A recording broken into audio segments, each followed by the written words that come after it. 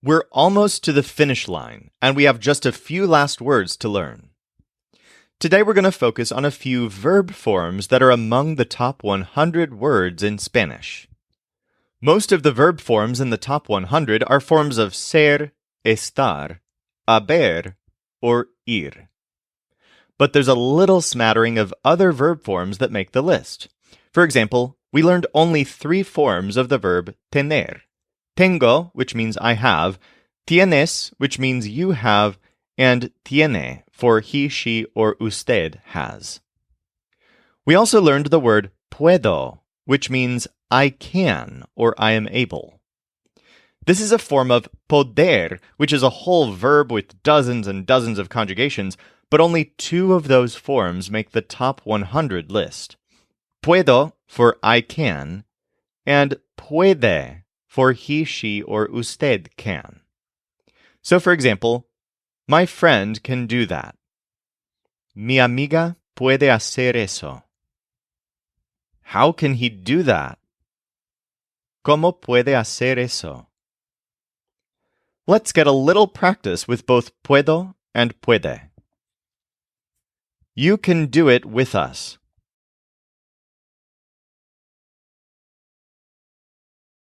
Usted lo puede hacer con nosotros. I can't do it so badly. No lo puedo hacer tan mal. Can she make it for me? ¿Lo puede hacer para mí? Our next word is creo, which literally means I believe. For example, I believe it. Lo creo. I don't believe it. No lo creo. You can also believe in someone, meaning that you have faith in them or are confident in them. In those cases, you'll use creo en, and then a noun or a prepositional pronoun. For example, I believe in you. Creo en ti. Here's another sentence structure where you'll see creo used all the time. I believe that she is here. Creo que ella está aquí. But there's a complication. In sentences like this last one, we typically actually use a different translation in English.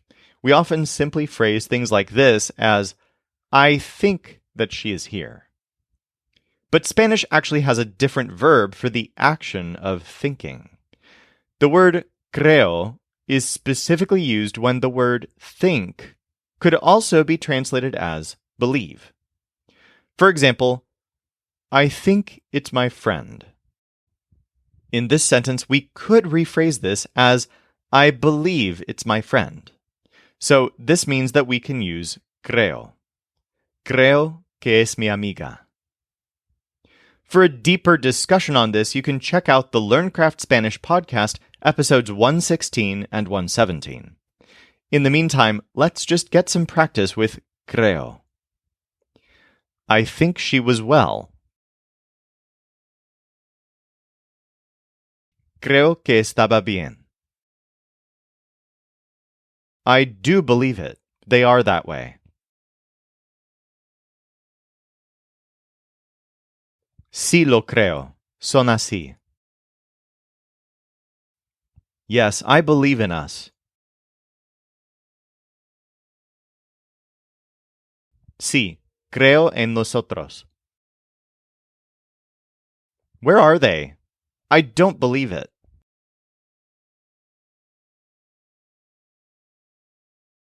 ¿Dónde están?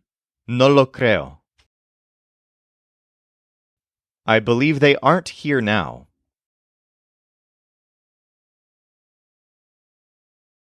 Creo que no están aquí ahora. Actually, I don't believe in her.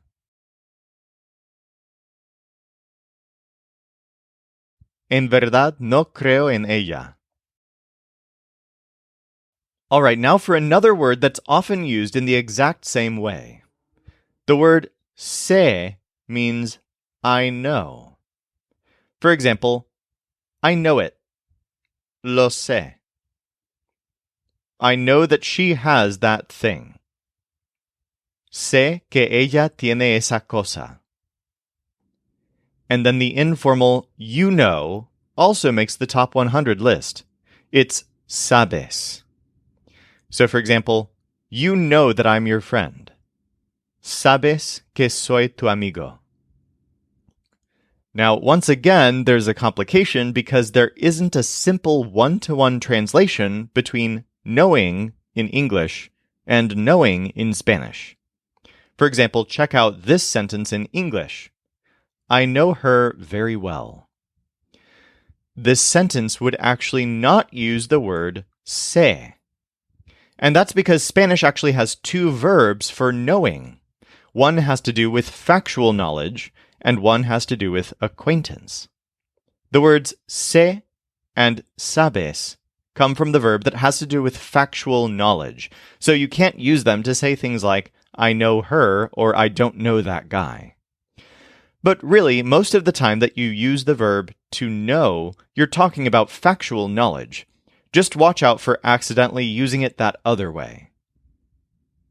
Let's practice using sé and sabes.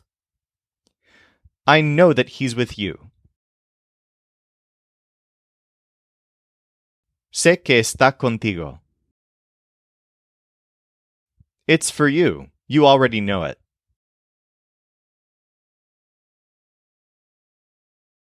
Es para ti. Ya lo sabes. I don't ever know it.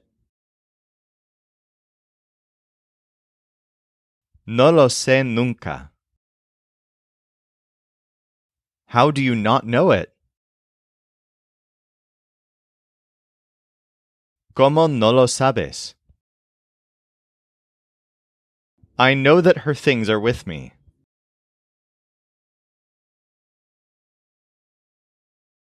Sé que sus cosas están conmigo.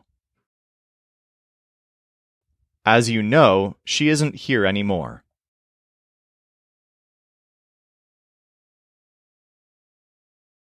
Como sabes, ella ya no está aquí.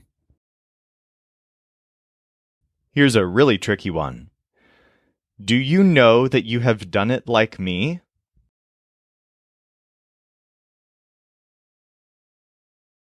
¿Sabes que lo has hecho como yo?